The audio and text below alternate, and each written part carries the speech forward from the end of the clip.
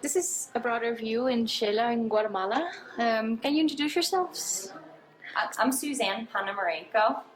And my name's Gabby Burgess. All right. And you form part of a group here this week? Mm-hmm. Yes. Yeah. So it's a group. It's SP Dance. I'm SP Suzanne Panamarenko, and there's 7 of us, and 5 of us are dancers. So we led movement classes to the 2 activities that we were that we volunteered at a women's shelter and an after-school program.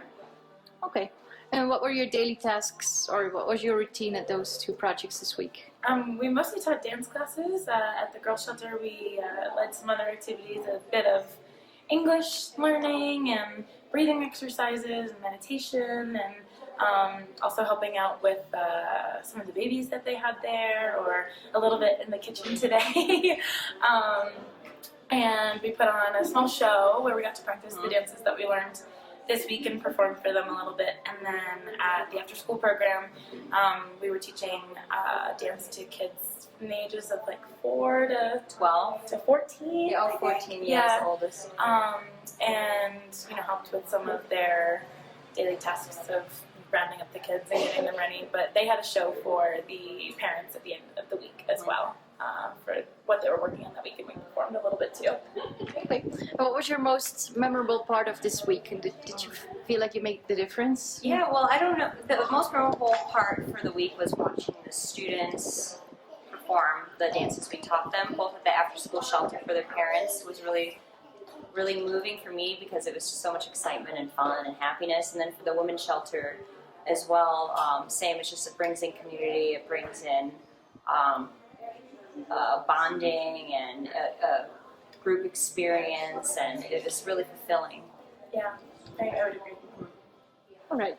And tell me a little bit about your homestay. How was that?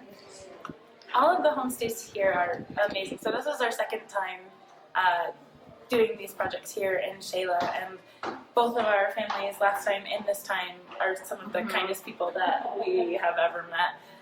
They are so accommodating with our crazy schedule. We say, this is what time we can be around for lunch, and this is what time we can be around for dinner, and they love to talk with us and ask us about ourselves and tell us about themselves. It's really, really just a gift, like the conversations that we have. And they're very patient with all levels of Spanish, and they want us to learn, but they also accommodate our different where levels. where we're at with Spanish. Yeah, and the food is the best. The best. The homestays are, so nice and so accommodating. We're very happy with all of them. Good. And tell me a little bit about Sheila. What did you do here, your free time, and what's the city like? Well, right now we're about to go to a chocolate making class, so we're pretty excited. Yeah.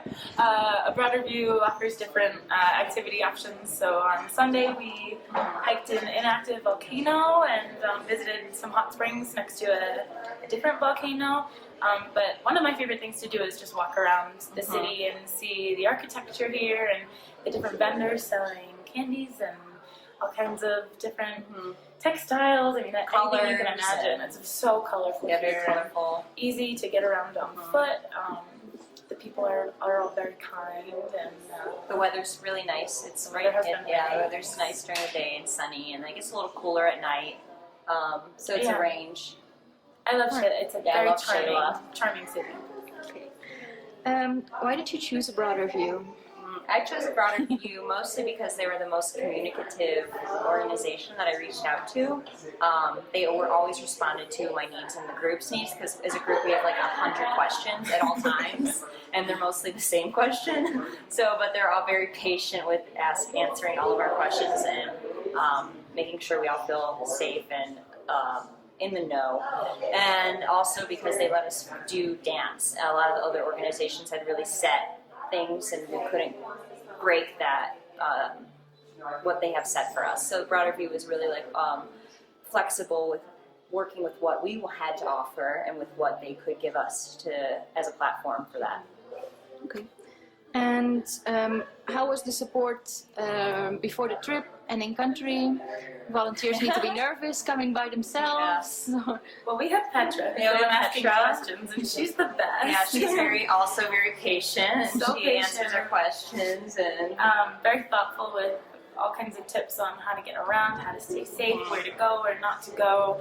We studied a map together for half an hour, and she makes phone calls to the different activities she always where we answers her volunteer. phone, the Always WhatsApp. answers her phone. She was with us every day, at the start of the day or in the middle of the day.